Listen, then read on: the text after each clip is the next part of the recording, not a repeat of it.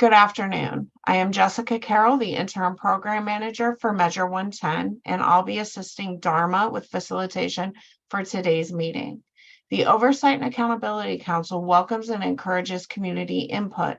Members of the public are invited to submit public comments or get on our interested parties email list by emailing oha.measure110@odhsoha.oregon.gov.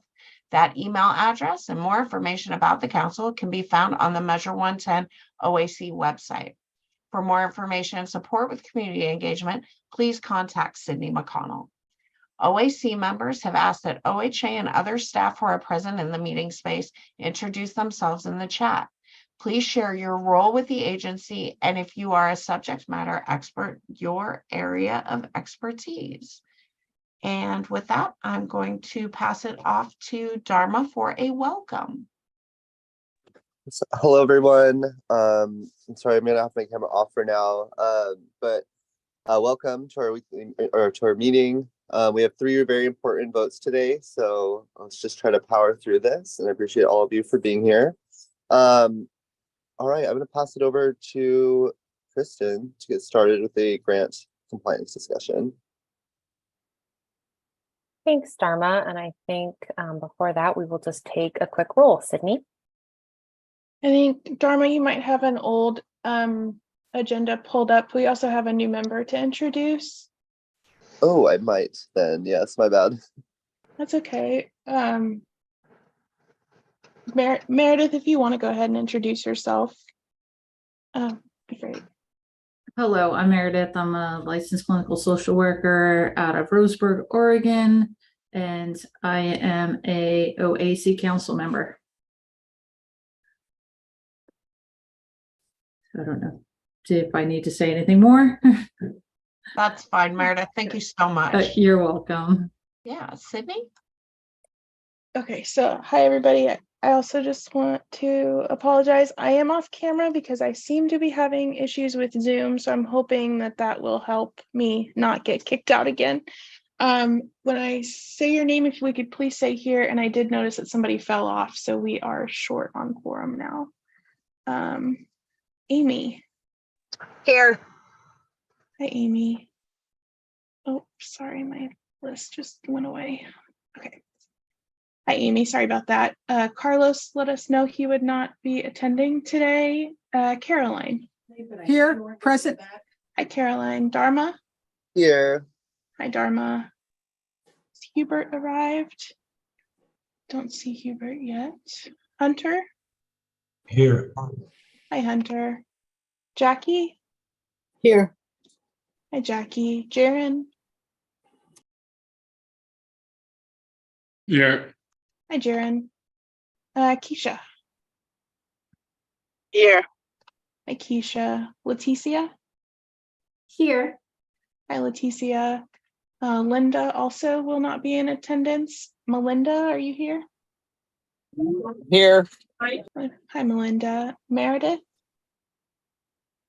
I am here. Hi, Meredith. Hello. Morgan. Here. Hi, Morgan. Nicole. Here. Hi, Nicole. Onisha. Looks like Onisha's the one that might have fallen off. Ron. Here. Hi, Ron. Ryan, I did send a text to Ryan. He has not responded yet.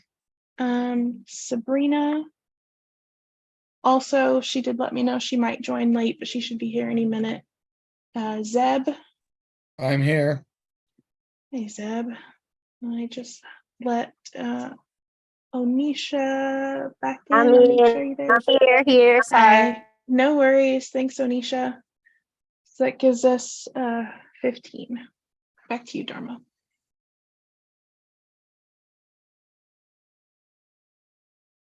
Okay, thank you. And can you resend me the agenda if it's changed any more than that? Cindy. But I think up next we just have 2 important discussions about grant compliance. So I'm going to pass it over to Kristen. Thanks, Dharma, and hi, everyone. We have two presentations. We'll pause in between them for discussion and a vote. But these are related to two organizations and who received Measure 110 funding and their grant compliance. So we have some slides, if we could bring those up.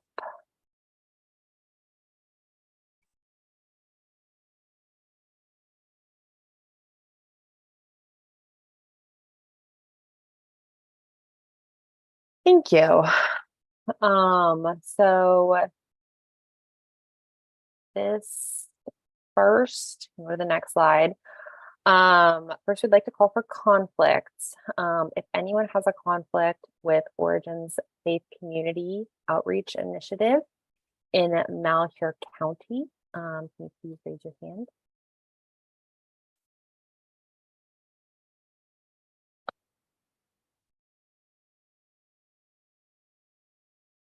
Right, seeing none, we can move forward. We do want to remind everyone that this discussion is occurring in a public meeting, which is being live streamed and recorded for public viewing. So we ask you to be mindful to focus on discussing facts that OHA has provided to you about this matter and that we will provide in this meeting. Please refrain from discussing information that you may have received outside of your role as an OAC member. If you have other information that you think OHA or the OAC needs to review related to this grant, please reach out to us directly. Next slide. So some of you have seen this slide before, but I think it's helpful to ground us and also for those folks who are newer to the OAC. Just to briefly distill the general roles of the OAC and OHA. You all decide which organizations receive Measure 110 funding. An example of this is you've selected the grantees, and you can also decide whether to amend, terminate, or extend any of the grant agreements. You have set requirements for the grantees by making rules and by approving the form of the grant agreement. OHA helps administer the grant agreements in the form that you have approved. So for example, we make sure that required reports are submitted, we track payments, and we ensure that other requirements are met under the OAC approved grant agreement. Next slide. When there is a complaint about a grantee, it is OHA's role to review the complaint information and to follow up or make appropriate referrals. We offer technical assistance if that is appropriate, and we can also request that grantees cure deficiencies within a 14-day window. It is our job to inform you all if we find that the grantee is substantially out of compliance with the terms of their grant agreement. The council's role when there is a complaint is to decide on the next action from those listed in the agreement, such as terminating the grant, withholding funds, or filing suit. You can also request that OHA implement any decision that you all make, such as sending written notices or putting folks on a performance plan. Next slide. You have a few legal options for enforcing grant requirements that are set by the current grant agreements. The council can, if the grantee is in default or materially not complying with grant requirements, withhold all or part of the funds that have not yet been paid, terminate a grant agreement, or file a legal action to collect damages, compel performance, or seek other relief. If there's a threat to health, safety, or welfare, you can terminate the grant agreement immediately in writing. And if at any point you can determine that the grantee returned grant funds that were spent in violation of the grant agreement, also known as misexpended funds. Next slide. So with that background, this first presentation is about Origin's Faith Community, which is a grantee in Malheur County. This organization was funded to provide all 7 of the required Measure 110 services, and their total grant not to exceed was a little over $616,000. Next slide. So I'm going to walk you through a timeline that does go back to November 2022. I know it's a lot of information, so appreciate you just kind of sticking with us. So in November 2022, we received notice that the organization's director and peer supervisor and counselor had left the organization. At the end of December, early January, the first deadline for Q1 expenditure data and program data was due. Origins did not submit either report. We made at least 2 attempts to communicate to them to ensure compliance and that they would submit those reports. By the end of January, Origins had sent in both their first quarter expenditure and data reports, but the 2 reports could not be reconciled as Origins reported program data for peer services and harm reduction services and expenditure data for all the other service areas. So what they said they did, who they said they served, and what they said they spent just didn't match up. Next slide. At the end of March, beginning of April, we had Q2 expenditure reports and program data reports due. Again, Origins did not submit either of these reports, and this time OHA had to make at least 3 attempts to communicate to them to ensure they got those reports in. In the meantime, we received a community complaint that additional executive leadership at Origins had resigned and that the Measure 110 funded peer drop-in center at this organization had closed. So with that information, and because we still didn't have Q2 reports, we issued a notice to cure and a request for information related to the complaint that the peer drop-in center had closed. So by the end of May, that deadline for a request for information and cure was due. The organization did submit both reports, but did not respond to our request for information. And again, the 2 reports could not be reconciled as the organization reported providing 0 housing services or needs assessments, but they did report expenditure data for both service areas. Next slide. That brings us to the end of June, beginning of July. We had another expenditure and program data deadline. Again, this organization did not submit reports. And this time we made at least 4 attempts to communicate with them to get them to turn those in. In that same time period, we received a notice from a former employee of Origins indicating that the organization was dissolving and wished to end the grant agreement after completing that current quarter. Subsequent phone calls, emails, and voicemails by OHA to Origins for confirmation and more information went unanswered.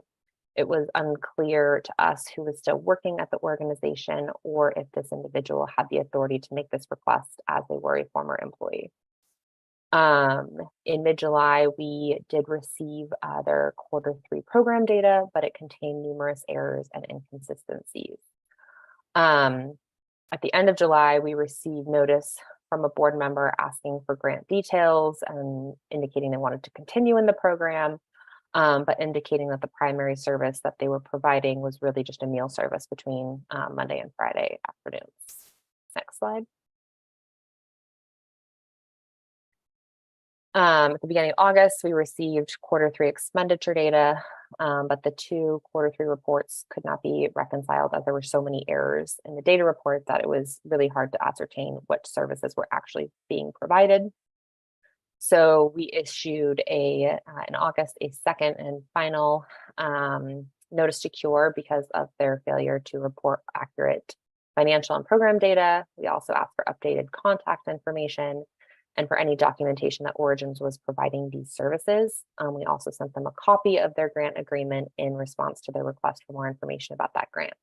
And this was kind of really a final chance for this organization to tell us what was going on out there.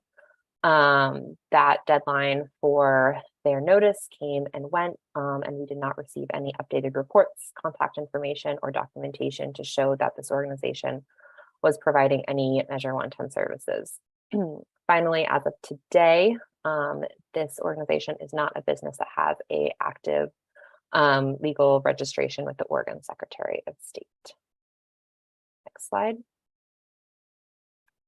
So to sum all of this up, this organization has been consistently late in their expenditure and data reporting, and each report submitted has been full of inconsistencies and errors. Our staff must issue multiple reminders in order to regain compliance each quarter. This organization does not have a primary point of contact and routinely ignores OHA requests for information. Taken together, it's unclear to what extent Origins is providing Measure 110 funded services. And again, I'll just remind folks that a former employee had asked to withdraw from the program, but it was unclear if they had the authority to make that request or what date they actually wish that to be effective.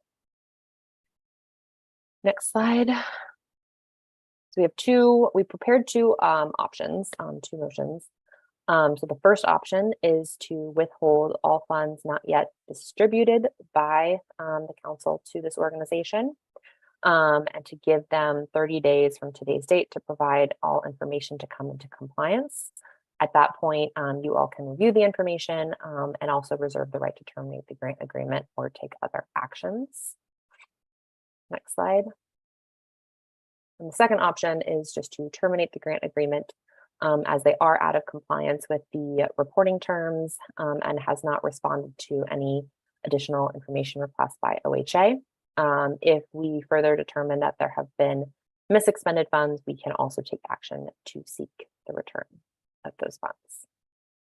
So with that, I think we can probably take these slides down and open it up for you all's discussion.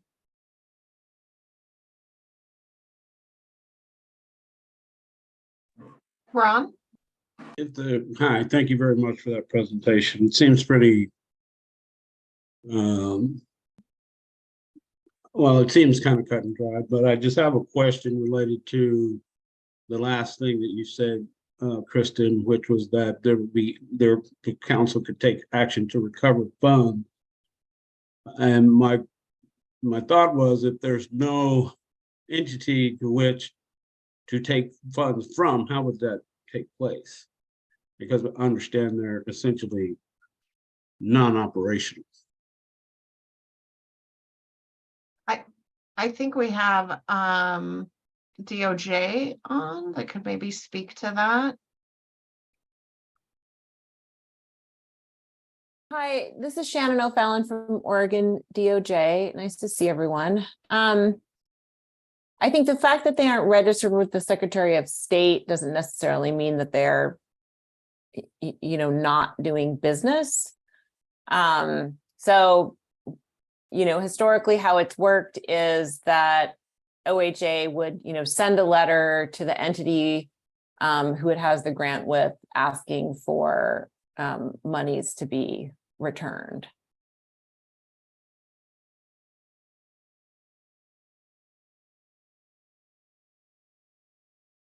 And just to follow up on that point, this organization has indicated that they are still operating in some capacity.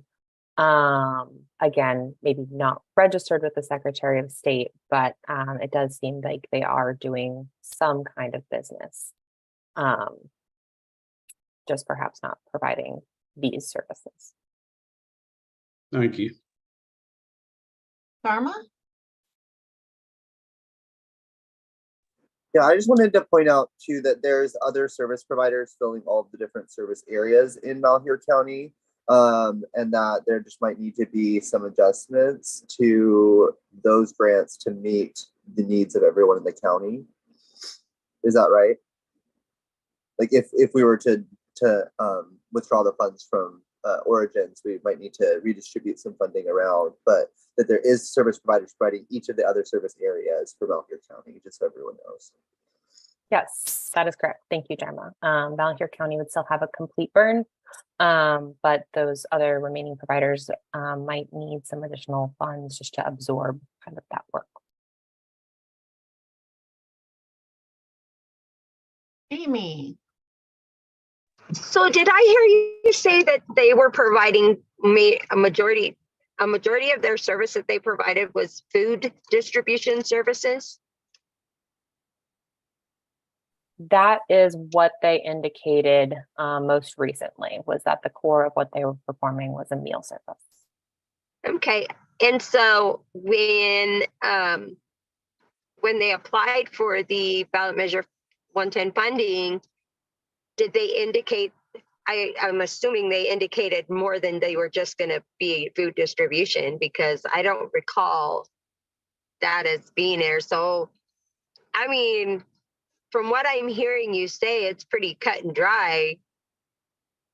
The motion we need to make is just I would like to make the motion to terminate the agreement. They're not in compliance, obviously. And I second. you know, We have a motion. So we have a motion. We have a motion to terminate. We have a second from Keisha. We have room for more discussion. Hunter? One thing I didn't hear was, is there a list of employees, a list of credentials that employees have? Do we have, we talked a lot about the expenditure reports and the quarterly reports, but is there anything indicating that not that I don't agree with Amy and Lakeisha as well, but is there any indication that they did anything besides that they probably need a CPA and other things, right? I'm just wondering, do we have anything from them except for the information you gave us, and that apparently somebody is handing out meals? One of the things we asked for in our request for information was employees, and this organization did not respond to that request, so we're unsure. Thanks, Hunter. Any further discussion? Meredith? It just seems, going back all the way to Q1, that they haven't complied from the start. There's nothing clear saying they've actually even started anything, as it seems like they have not wanted to communicate at all. Thanks, Meredith. Ron? You're welcome. Well, this is more general, but it relates to Maher County. Politically, or in terms of public perception of Measure 110 in certain counties, there tends to be a lot of heat around in some areas, and pressure and harassment of people who provide services. I'm not characterizing this situation as that. My question is, do we know why the people who are on staff left the organization? I do not have that information.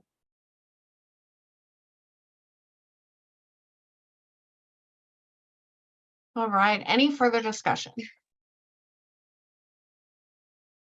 Caroline? So, Malheur isn't underneath Gobi? Does anyone know? Because Gobi usually provides really good technical assistance to the whole area. So I just don't know if Malheur is under Gobi, because it just seems strange that Gobi. I mean, I remember when I read all those grants, they were really well written, but I don't remember if Malheur County is part of Gobi. Does anyone know?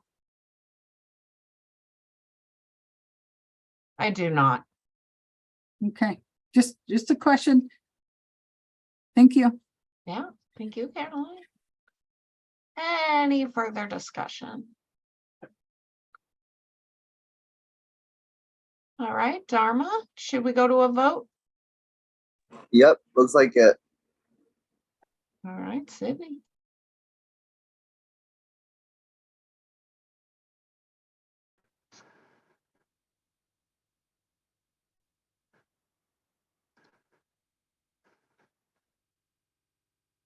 Uh-oh, Sydney, we can't hear you. Can you hear me now? Yes. Okay, sorry. So sorry, you guys. I'm also letting Sabrina in real quick. The motion is to terminate this grant agreement, which is for Origins Faith Community Outreach Initiative in Malheur County. Amy, how do you vote? Yes, to terminate. Thank you, Amy. Carlos is not here. Caroline. Yes. Thank you. Dharma. Yes. Thank you. Hunter. Yes. Thank you. Jackie.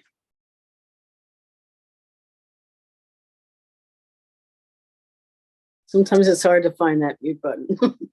But yes, thank you. Thank you, Jackie. Jaren. Yeah. Thank you. Keisha. Yes. Thank you. Next is Leticia. Yes. Thank you. Melinda. Yes. Yes. Thank you. Morgan. Yes.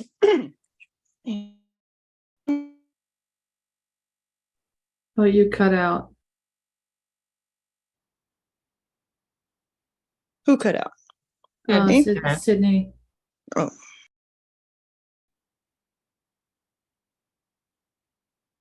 Not sure who she called, whose name she called. Meredith. Oh, yes, I vote yes to terminate. Thank you. You're welcome. Nicole. Yes, to terminate. Thank you. Ron. Yes. Sorry, Onisha. Onisha voted yes In in the the chat. Mhm. Thank you. Sabrina, would you like to vote? I would like to abstain for this vote. Okay, thank you. And Zeb. Yes. Thanks, Zeb. That gives us 15 yes votes, 1 abstention. Let me just make sure I didn't miss anybody else while I was going through. Nope, we're good. Sorry about that, you guys. No worries, Sydney. Thank you. Dharma? I think All right. Thank you, folks. Let's go ahead and move on to the next presentation. Thanks, Dharma. So we have another grantee to bring to you all. If you could bring up those slides. The same kind of disclaimer applies in terms of information we present and focusing to the information that we have provided to you and are sharing here today. So next slide, I think just need to call for a conflict for Bright Transitions LLC in Multnomah County. If you have a conflict with this organization, please raise your hand.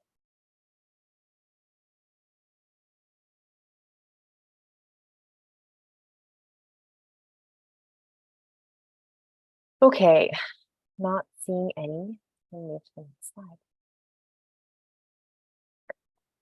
So Bright Transitions LLC in Multnomah County was funded to provide housing. Their total grant not to exceed was a little over $896,000. Next slide. This was all triggered by a complaint that we received in May. And there is a typo in these slides. I apologize. This is May 2023 about Bright Transitions misappropriating Measure 110 funds and not providing services. And so that kind of triggered that slide that I ran through earlier, where we do our best to investigate this complaint. Next slide. And at issue, I'm going to break down, there are kind of 2 primary issues here. The first is this organization's approved scope of work and property expenditures. And the second issue is just some basic grant compliance issues. And again, I know this is a lot of information and a little convoluted, so I'm just going to try to break it down as best I can. Next slide. So when Bright Transitions LLC requested funding, they requested funding for recovery housing and wraparound services. And this is an excerpt from their grant application. They wrote that the facility that they were planning to use was a large residence in Northeast Portland with capacity to house 9 residents at any given time. Residents share 2-person bedrooms and bathroom facilities. Our expansion plans also include some facility upgrades such as electrical, completing the basement to be used as a common area for residents, such as the game room or exercise room, and adding a community garden behind the house for therapeutic and practical use by the residents. The application also stated that the program was only going to be open to individuals, not to families. Next slide. Bright Transitions LLC also applied for $300,000 to purchase a property to be used for housing, and the OAC subcommittee did not approve that request. So the final budget that was approved by this council included funds for renting the property or the facility and some facility upgrades. The property rent was budgeted at $3,000 a month, and the budget for this facility upgrades was $150,000. Next slide. So through our research, we confirmed through Multnomah County property records that the facility is actually a single family home that is owned by the executive director of Bright Transitions LLC and not leased by the executive director back to the organization. The property was, before renovations, a 4-bedroom, 1-bath residence, and the facility upgrades using Measure 110 funds included the building of an accessory dwelling unit or ADU on the property. Further, we confirmed through some requests for information and property records that Bright Transitions LLC has been using Measure 110 funds to pay the monthly mortgage costs on the property instead of rental costs that was outlined in their approved budget. Next slide. Over the course of the past few months, we've had some written communication with this organization to clarify and seek additional information about what exactly they were doing. So OHA asked how Bright Transition was planning to house 9 individuals in a 4-bedroom, 1-bath house. Their final response was that there were 2 bedrooms on the upper level, a master bedroom being occupied as an office, a 2nd bedroom set up for a woman and her children. They said we have 2 bedrooms downstairs that have a twin bed and 2 bunk beds that are set up for a woman and her children. We also asked for a copy of all lease or rental agreements in place between the executive director and Bright Transitions LLC, and mortgage statements that were provided by Bright Transitions LLC clearly showed the executive director was the owner, and they did not provide any copy of any lease or rental agreements back to the facility or back to the organization. Next slide. Our conclusion from this was that the description of the housing services being offered are pretty different from the approved grant application, which stated that Bright Transitions LLC would be using Measure 110 funds to house 9 individuals, not up to 3 families. Further, Bright Transitions LLC is using Measure 110 funds to pay the mortgage on a home owned by the executive director after being denied funds to purchase real property. Bright Transitions LLC is also using funds for more than facility upgrades by building an ADU. OHA has asked at least 3 times dating back to May when we first received a complaint for documentation to refute these facts, and to date we have not received a satisfactory response. I will also note that as you are all aware, any real property purchases or renovations in excess of $10,000 have to be secured through a declaration of restricted covenants so that we secure our interest in those upgrades. And to our knowledge, Bright Transitions has not actually filed that declaration with the county. Next slide. There are also some basic grant compliance and milestones that we have been also requesting from this organization since May 23, when we first received the complaint and started doing our investigation. As you know, all grantees are required to have an active business registry with the Oregon Secretary of State. Bright Transitions LLC does not have an active business registry. OHA was informed that they reconstituted themselves as a nonprofit entity. However, the Measure 110 grant agreement is with Bright Transitions LLC, not an identically named nonprofit. Next slide. The Exhibit C of the grant agreements also requires all Measure 110 grantees to carry 3 forms of insurance: workers' comp and employers' liability insurance, commercial general liability insurance, and professional liability insurance. We have asked Bright Transitions LLC for certificates of insurance on 5 separate occasions dating back to May of 2023, but to date, they have not shown any proof of the required insurance. Next slide. So that brings us again to 2 kind of similar options. You all can move to withhold all funds not yet dispersed based on the fact that they are not expending Measure 110 funds in accordance with their budget. They are not a registered business and they have not obtained insurance. You can give them 30 days from today's date to provide all information to come into compliance. And then at that point, you can review it and you would still reserve your right to terminate the grant agreement or take any other appropriate action. Next slide.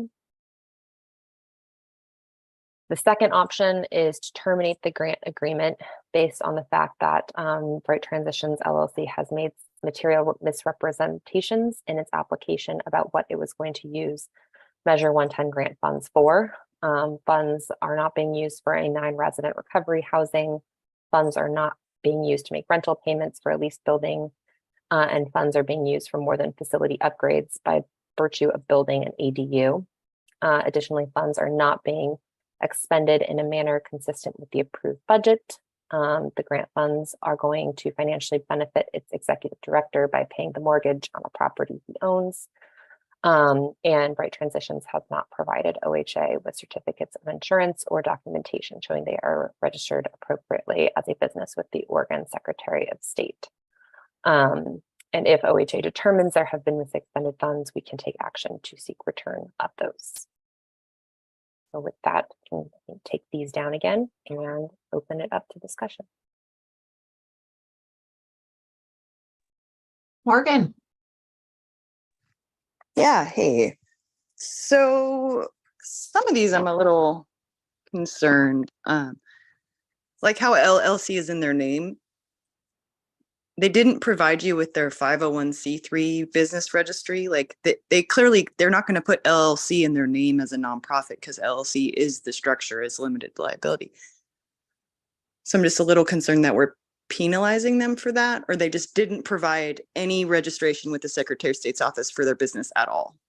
I can answer that question, Morgan. They were registered upon their during the application period and right before they got their first Measure 110 payment, they were registered as an LLC. LLC is on the Secretary of State website, and they did not renew, so it was dissolved. And it has not been re-registered. So they came back and said that they were now a nonprofit, but the actual legal document that we have a grant agreement with the LLC. Okay. Yeah. And if they were to have changed their structure to become a nonprofit, essentially the LLC would have dissolved because they would have had to created the new entity that is the nonprofit. Is there a pathway for them to do that? Shannon? Hi, Shannon O'Fallon from DOJ. I mean, it's just a different business entity. It's not the entity that applied for the grant, and there's no, right? We aren't opening up anything for new grant applications. So I think the answer is no. Okay, thank you. Just as someone, I hear what you're saying, that's not the entity that applied for the grant. But when you're like, if this is just like one single individual running this, it can feel, I just wonder if he understands that he dissolved the entity that the grant was made with and created a new one. Because if it's just the one guy operating it, like he's like, oh, but I've been doing this the whole time. Although from the legal perspective, it's quite different. And then I had one more thing that I think maybe Shannon, the thing with him, because like he was approved to rent, clearly not approved to rent from himself, or not even, because he's just paying the mortgage, but he would have just had to do some legal acrobatics to not get in trouble for that, right? He would have had to like put the house in a trust and then lease it back to himself. And if he would have spent an hour on legal Zoom, this all could have been above board, but because he didn't, therefore it's a problem, correct? Yeah, Morgan, Shannon O'Fallon, DOJ. I mean, I can't comment on that. I don't know what, I don't know what legally they would have to do one way or the other. I think the important piece is that, the arrangement that they have is not what was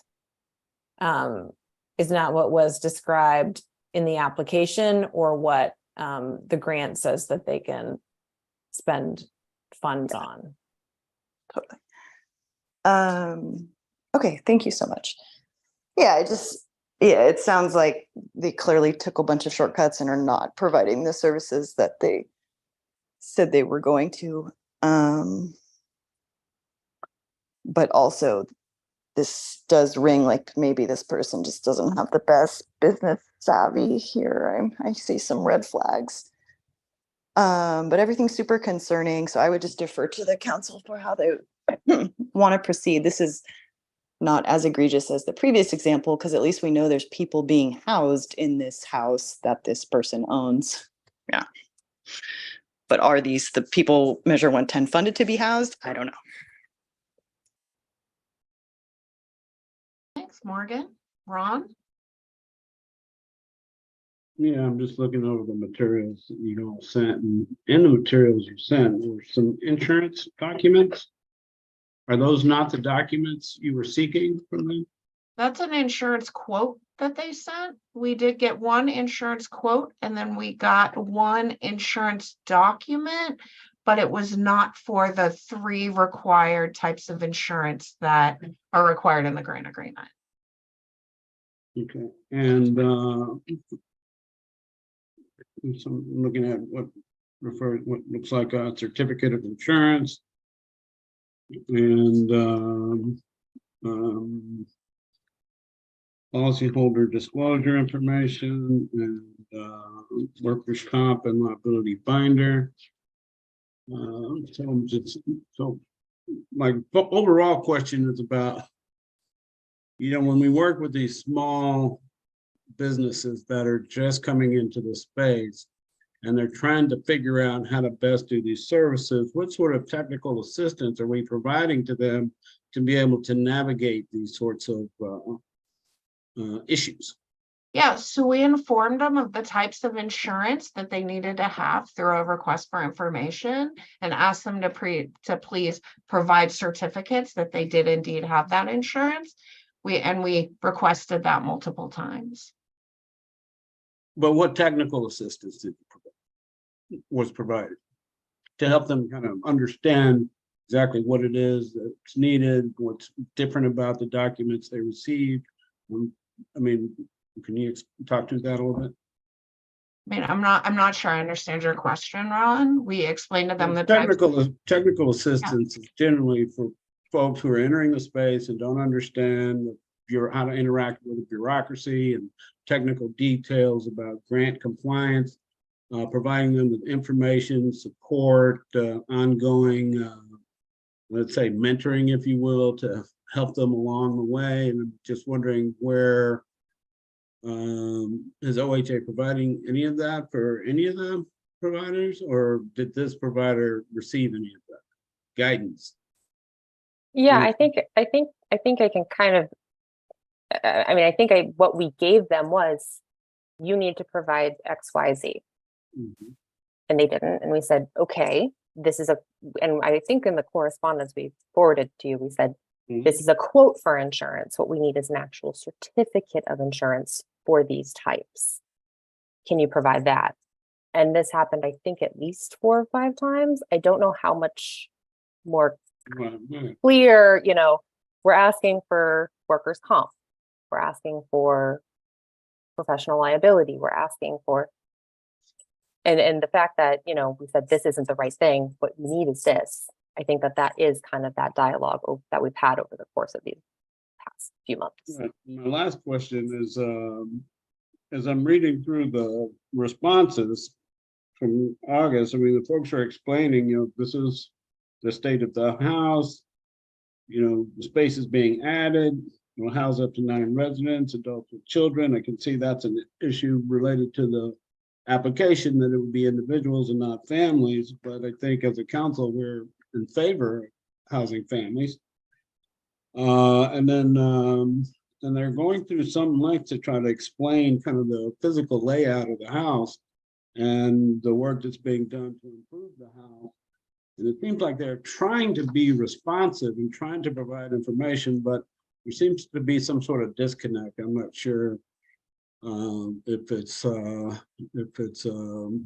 administrative or something's being lost due to the nature of being culturally responsive or culturally specific. So anyway, I'm just trying to sort through whether or not we're doing everything we can to support these small, emerging, culturally specific organizations.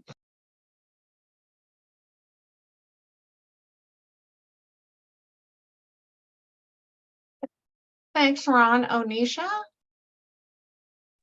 Yes, so I read through, it was 143 documents, and I read through, and I remember this organization, and I thought it was quite problematic that the ED was also the owner of the house, and they already owned the house, and they wanted to buy it from the house. And we had some extensive conversations about this, but we agreed to allow them to lease the house, and they wanted to provide services for people who needed emergency housing for adults.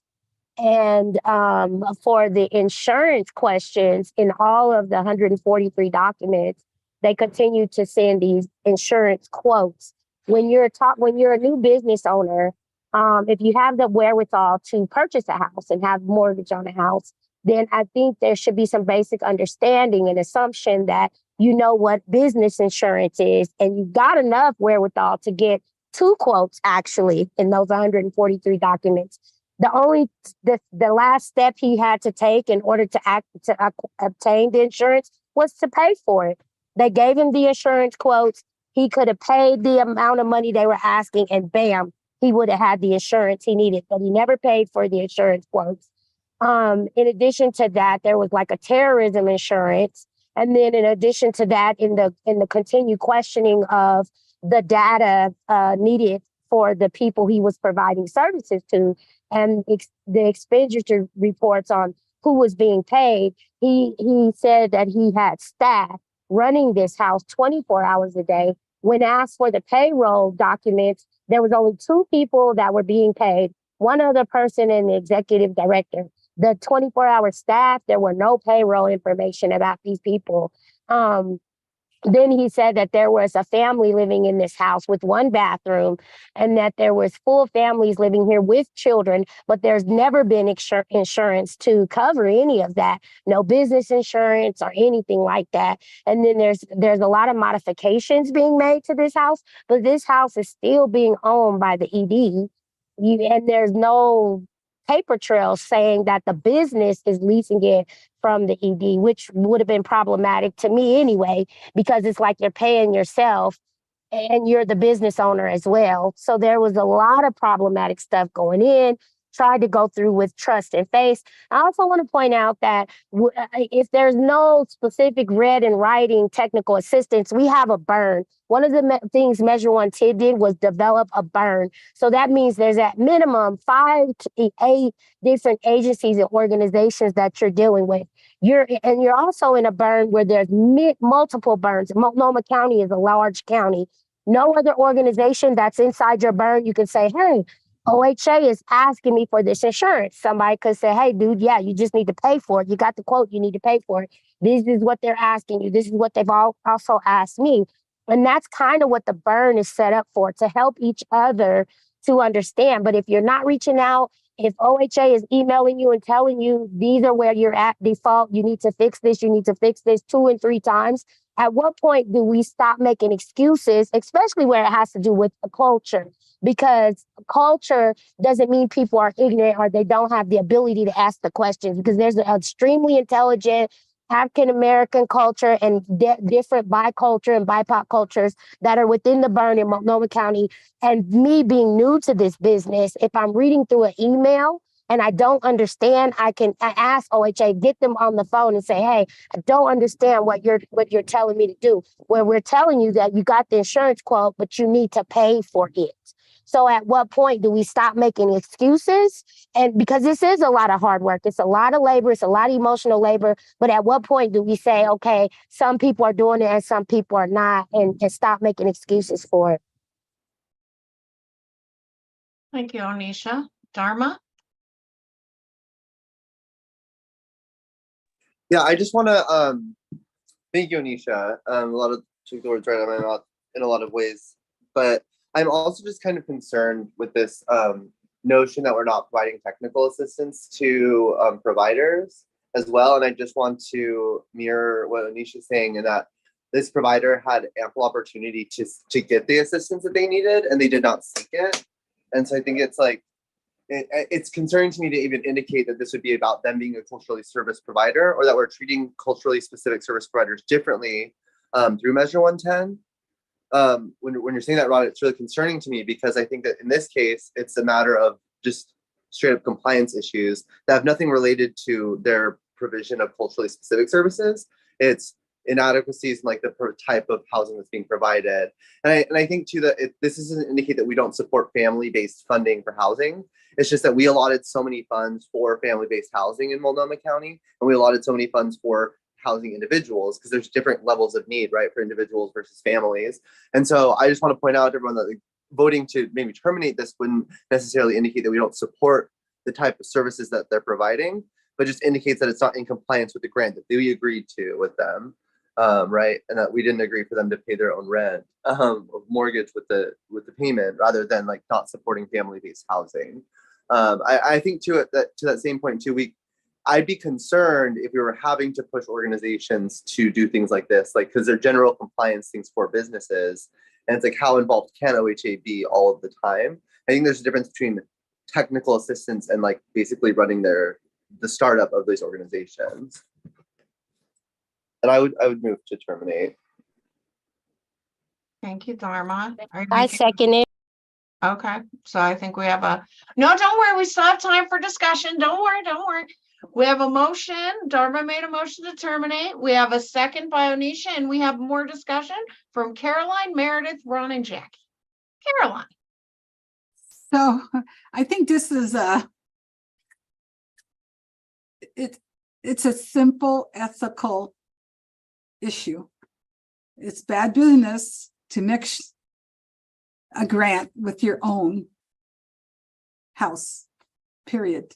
This is not ethical, and we're already underneath the microscope within the whole state. And somewhere along the way, may it have been intentional or not intentional, it just doesn't, it's not good business, period. So I'm just making a comment. I don't need a response, just a comment.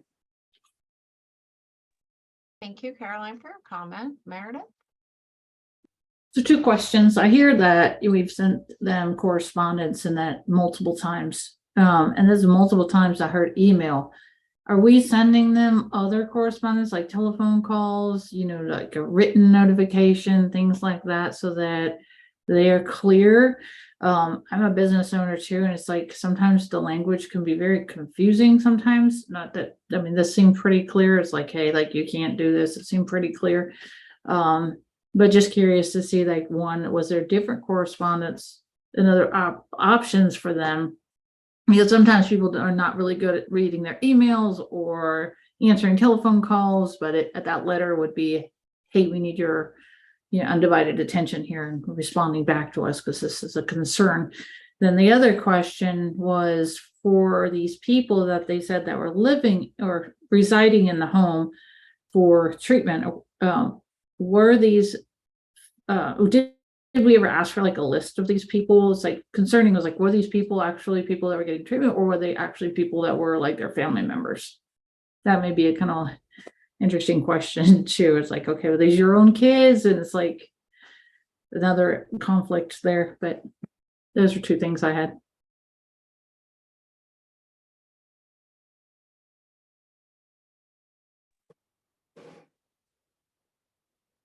So I can answer some of those questions. The emails that we send are actually in letter form. They're on letterhead, they're PDFs, they are signed by OHA, they're formal requests. They are not just kind of a basic email. And when we do receive complaints in writing, we have to follow up in writing. That is kind of our practice and our best practice. So everything, all of that correspondence is in writing, which I think was provided to all of you. I can't remember if we asked for a list of people living in the house. We did not know. And, I think they have sent in some data reports, but I think all of those were actually zeros. And that might, in fairness, be due to a lag in our reporting cadence.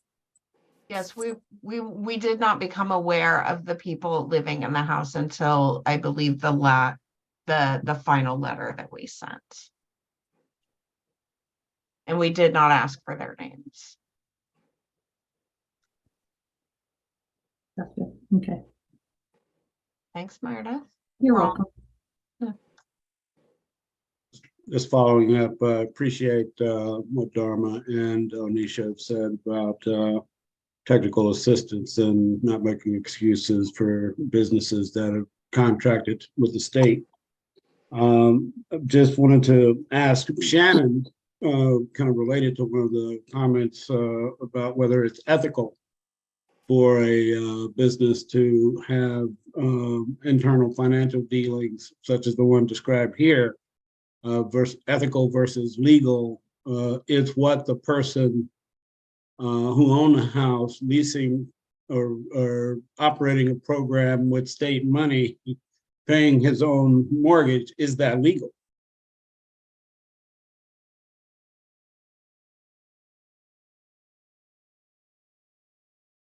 Ron, I don't feel comfortable answering that question. I mean, I think you have to look at what the terms of the grant are and the information that was provided to OAC in the application about how grant monies were going to be used. I mean, I think one of the important pieces here, right, is that there's not a lease agreement between the organization that received the grant and the person that owns the house.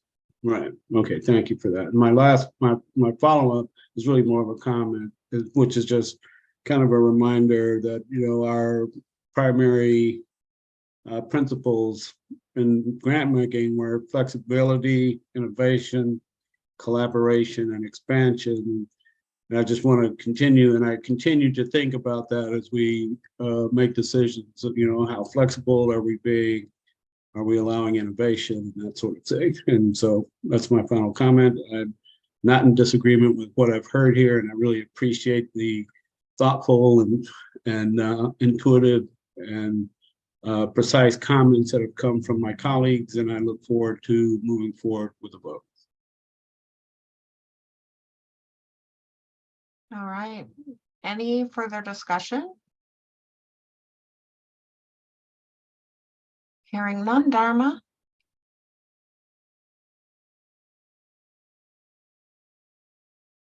Pardon? I think there was a vote in a second, or a motion in a second, right? Yeah, we have a motion to terminate. We have a second. Are you ready for us to go to vote? Yeah, I think so. All right, Sydney? Just want to ask a clarifying question real quick because the motion to terminate has a lot of other points. I'm wondering if we should restate the motion to cover as written on the slide and not just the termination, because there's a lot of other steps involved in that. All right. Just for my Not own. to put anyone who is sharing their screen on the spot to reshare. Let's give some space and grace for that person to call up the slide. Real quick, I was thinking that on the first vote too. Yeah, I was too, and I'm sorry I didn't think of it sooner. I'm wondering if we should redo that first vote because of the points as well. All I would right. amend my motion to terminate grant agreement with Bright Transitions LLC as Bright Transitions is indicated on the slide. Thanks, I Donna. still second. All right, thank you. I'm gonna save y'all the time and just restate, I'll retype that rather than just putting terminate in this one too. So motion to move forward as written in option 2, which is on the slot on the screen now. We'll go through the vote and it was seconded. Amy, how do you vote? Yes, to terminate. Thanks, Amy. Caroline?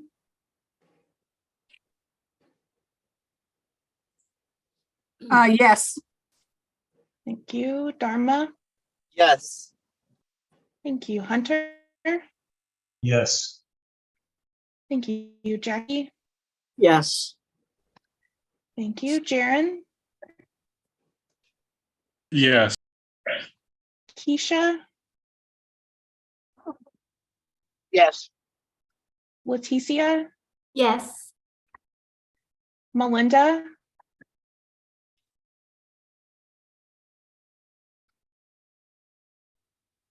Yes. Thank you. Meredith? Yes. Morgan? Yes. Thank you. Nicole? Yes. I see Onisha voted yes in the chat. Ron? I'm really concerned with that third bullet. I'm not sure what if that's what No discussion vote. if we're agreeing that that's somehow and that's the legality that I was trying to get to with your question. We're voting. Like with my question. And so because I'm uncertain about the implications of that bullet, I'm going to vote no.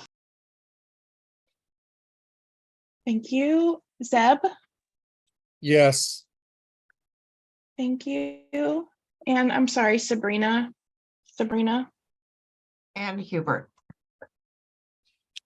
I vote Is yes. Sabrina not here anymore? Oh, No, I'm here, but I was just letting Hubert go first since it's alphabetically, he would go before I do. I vote yes to terminate. Thank you, Hubert. Sabrina? I vote yes. Thank you. That passes with 16 yes, 1 no.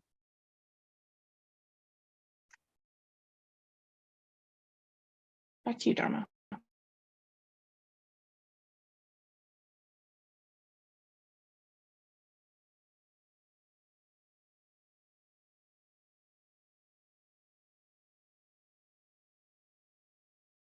I apologize. One moment. I'm having some technical issues. 1 second. Sorry.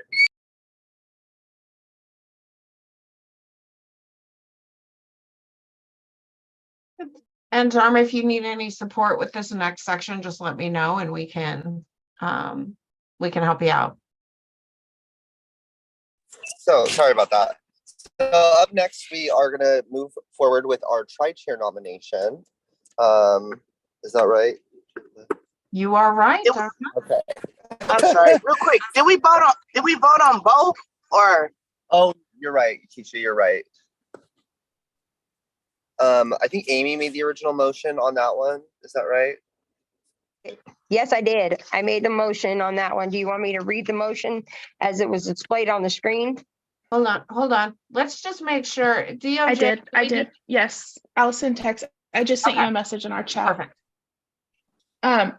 Amy, you don't have to read the whole thing. Give Jess a minute to put it back up. You don't have to read the whole thing. Just state which option and we'll write as displayed or as shown on the slide. My motion was to approve option 2 to terminate the grant agreement as it reads on the slide. Thank you, Amy. Do we have a second? I second it. Hubert seconds it. Okay, let's go ahead and vote.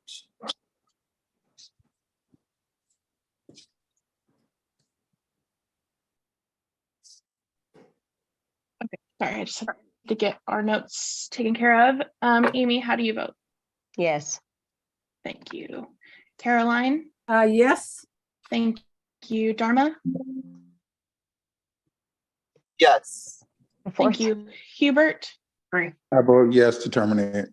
Fifth. Thank you. Six. Amy, you're not muted. Hunter? Yes. Thank you. Jackie? Yes. Thank you. Jaren? Yes. Thanks. Keisha? Yes. Thank you. Leticia? I vote yes to option 2. Thank you. Melinda? Yes. Meredith? Yes. Morgan? Yes. Nicole? Yes. Onisha, I see you voted yes in the chat as well. For this one, Ron? Yes. Sabrina, would you like to vote this time? No, I'd still like to abstain. Okay, thank you. And Zeb? Yes. Okay, thank you all. That's passes still with 16 yes, now that Hubert's here, and 1 abstention. Sorry about that, everybody. Thank you. Well, thank you for keeping us honest, Sydney, making sure that we get all of that administrative stuff correct. All right, let's go ahead and move on to our tri-chair election then. So, as folks know or may not know, just as a reminder for everyone, Sabrina is stepping down from their position as a tri-chair, and so we're having the annual election for a 1-year position as a tri-chair. We had some initial just because we're kind of restarting this process for everyone. I just want to go ahead and ask if anyone wants to self-nominate. If you'd like to do so, just go ahead and raise your hand using the raise hand function. And then we'll give folks an opportunity to kind of speak about why they would want to do that, and then we can vote.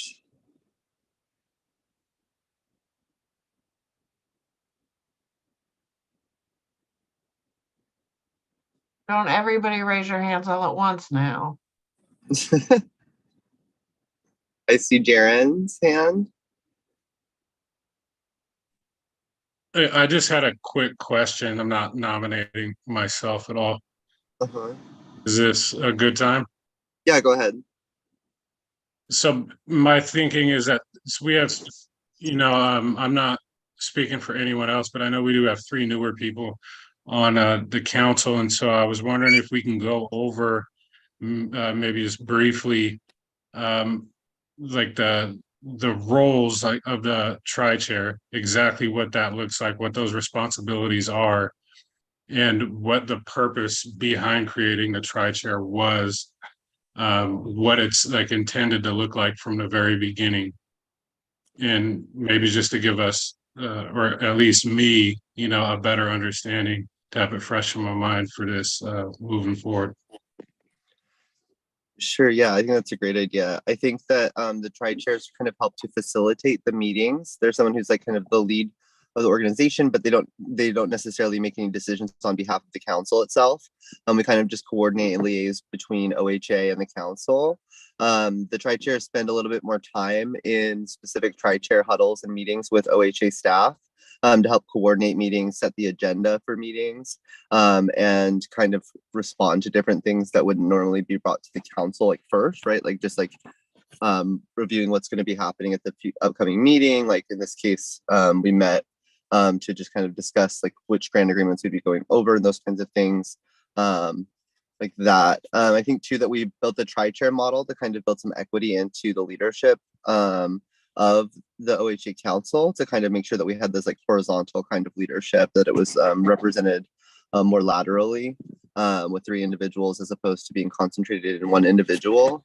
And we initially started with like tapered terms, but then they've kind of switched into 1-year terms that are tapered so that there's never a wholly new slate of tri-chairs. So there's always going to be 2 members who have more tenure on the tri-chair triumvirate, I guess, if you will.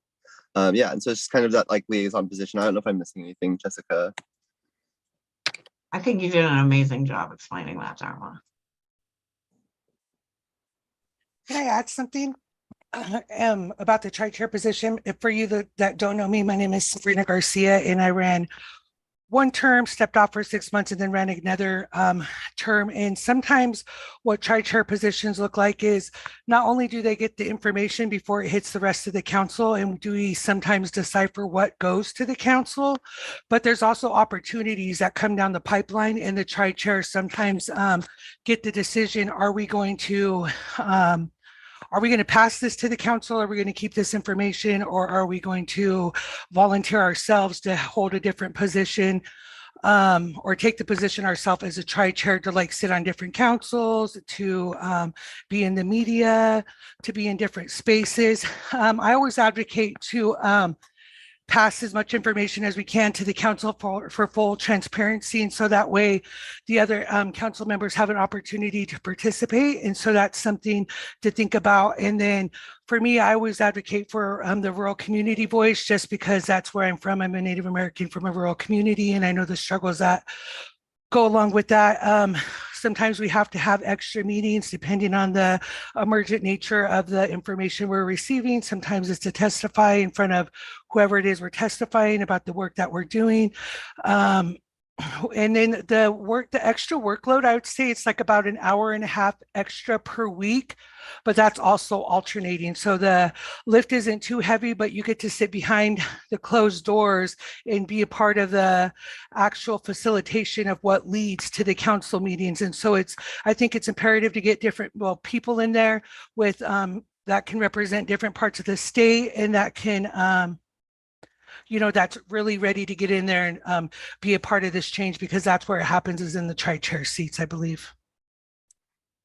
I think I would add too that like this isn't something that you have to have a lot of experience on the council to do.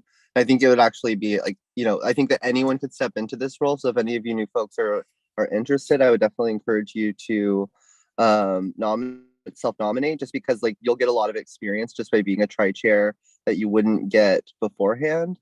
That you wouldn't necessarily get otherwise, because you do get a lot of information, but it's not an overwhelming amount of information. And I think it would be beneficial for anyone. I think that there's a lot of communities that are underrepresented in this work, and I think that we all bring a different perspective. You're here for a reason, and so I think anybody here would make an excellent tri-chair. And just remember, like, you're here for a reason. So I think that if anyone feels like you might be interested, to go ahead and self-nominate, because I think that we all particularly represent our own lived experience, and so as experts, we all have something to offer as tri-chairs.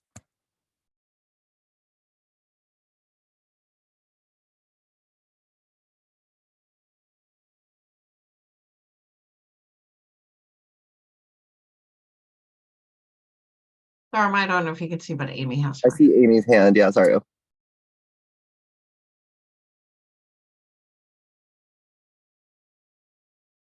That was just a nomination thing. Oh, all right. I see Amy's nominating. And then any other folks interested in nominating? I second Amy. Ron seconds Amy.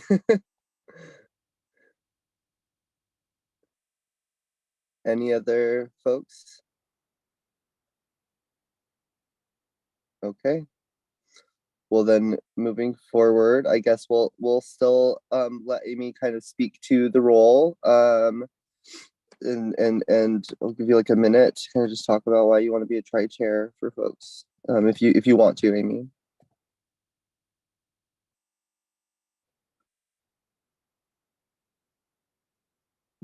You're muted.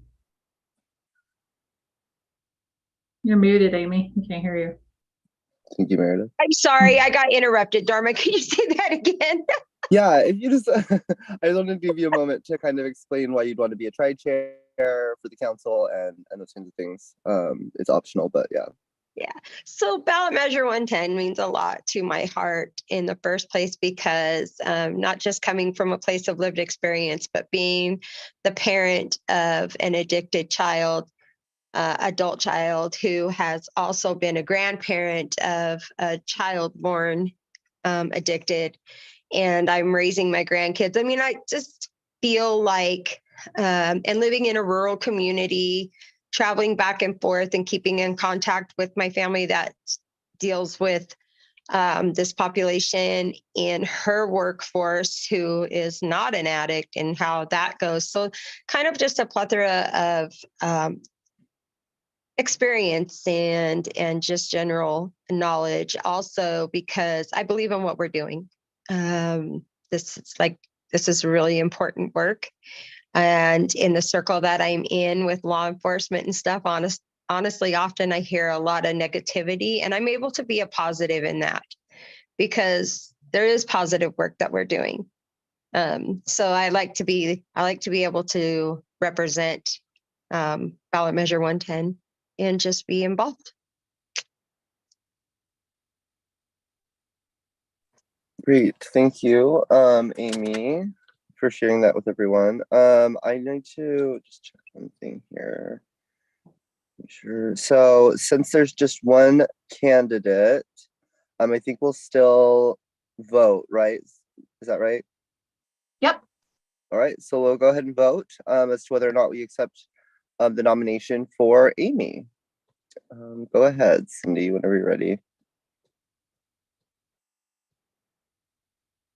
All right, this one's new because we usually have more than one. So for the motion, is Amy running the motion? I'm just trying to get the clerical side of it also.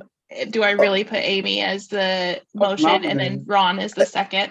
I think all motions I'll make the nominate. motion. I'll make the Yeah, motion. Second, Caroline's motion. Yeah, I'll make the motion and then Ron could second it, right? Yes. Yes. Okay, I make the motion for Amy to be a tri-chair. I'll second that motion. Good. Thank you, guys. It's so different. I just want to make sure we get it right. Okay, Amy, how do you vote? Yes. Thank you. Caroline. Yes. Thank you. Dharma. Yes. Hubert. Yes. Hunter. Yes. Jackie. Yes. Jaren.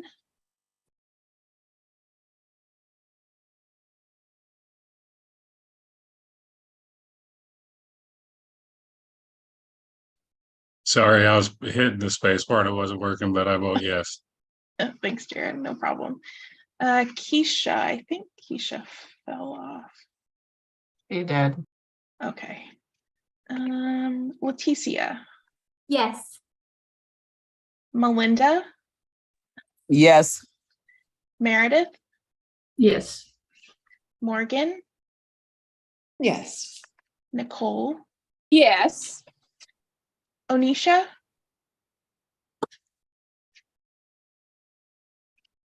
Onisha lost service. Okay. Ron. Absolutely, yes. Sabrina. Yes. And Zeb. Yes, and congratulations, Amy. Yes, that passes with 15 yes votes. Do we still have quorum? Yes. Great. 15 votes. Congratulations, Amy. Great. Thank Well, you, let's- everybody. That really means a lot. I appreciate it, even though I was the only one, but I really do appreciate it because I really appreciate it. was a close call, but I know, oh my God, that was the pressure. I don't know, I was ready to blow. No. all right. Well, let's go ahead and move on to some OHA updates.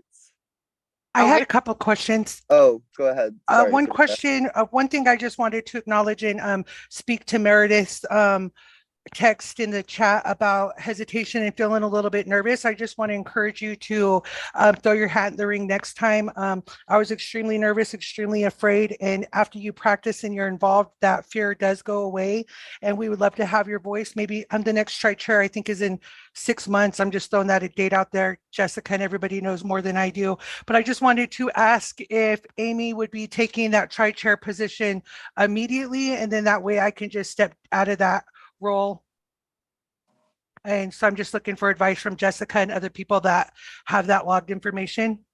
Yeah, Sabrina, I think you're fine to go ahead and step away. Amy, we'll get you the calendar invites for the tri-chair meetings and we'll get her oriented. So thank you. Can we just give Sabrina like some kudos for all of the service that she has provided this council? She's been a tri-chair twice. She stayed longer when we had to delay the election. So can we just give Sabrina our immense appreciation? I know she has mine.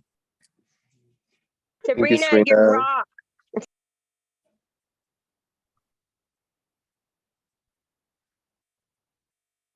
Serena's so supportive. I think too that just so folks know, usually when there's not a delayed tri-chair election, we usually taper it so folks have a few opportunities to shadow the current tri-chairs before you begin as well. So it's usually not as quick of a transition.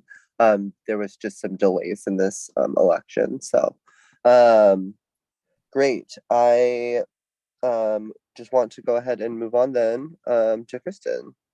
If there's no other questions, I can't see hands on the Zoom. Okay, there we go.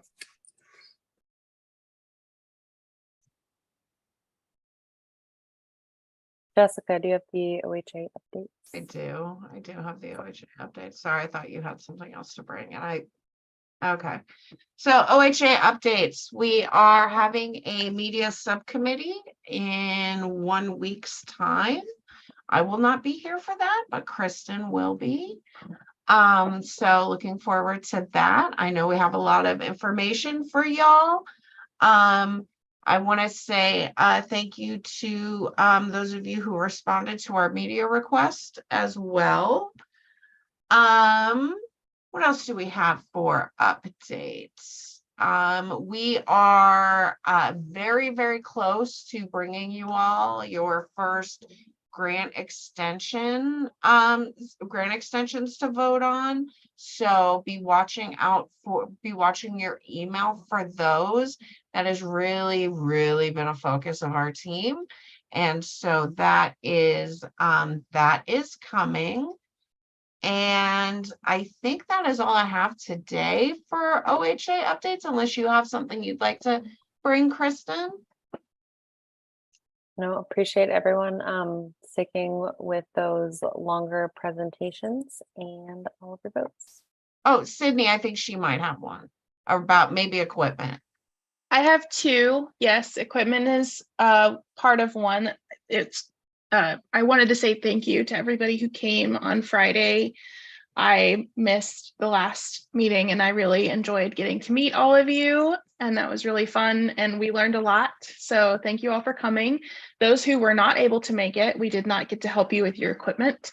So if you need equipment assistance, please, please, please, please, please call, text, email me, whatever works best for you. And we're going to try to get that set up for you as best we can. It's super important because we got everybody hooked up that was present on Friday, which is, well, with the exception of a couple that are sort of strange circumstances. So I just wanted to make sure, please reach out to me. We'll get you situated as best we can. And then my other one was, if you have not submitted your conflict of interest form, that's part of why we have, that's a big part, not a big part, but we're waiting on those to be able to bring that slate. So I will be reaching out to you again for that form. So be watching for that as well. Go ahead, Zeb. Sorry about that. Thank you, Sydney. Oh, I just want to say I had an awesome time last Friday, getting to meet most of you that were there, and it was really awesome. And I look forward to meeting the rest of you at the next one. But thank you guys so much for putting that on, because that was great. And for those, and I just have a quick other update, for those of you who are unable to attend the training, we will be providing that same ethics training to you via Zoom. Or so don't worry if you didn't make the training, we'll definitely get you that training.